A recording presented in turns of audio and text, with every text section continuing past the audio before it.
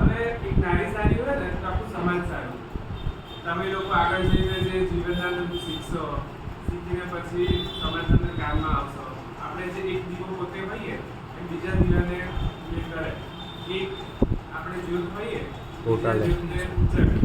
તો એવી રીતે જે આપણા સંસ્કૃતિના અંદર જે આપણે રહીએ ને એ બીજાને પણ સશક્ત કરી છે. આપણે સારા હોઈએ તો ઘરવાળાને પણ ટેન્શન નહીં.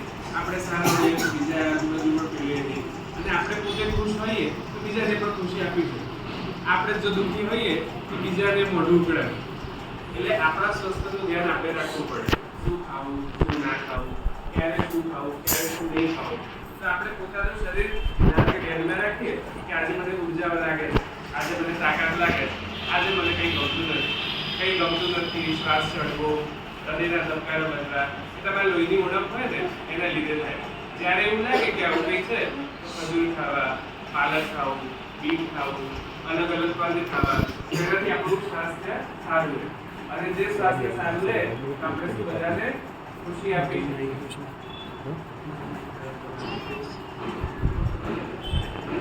ખબર પડી બધાને? તમારે બધાને લોહીની જાંચ કરી લેવી છે?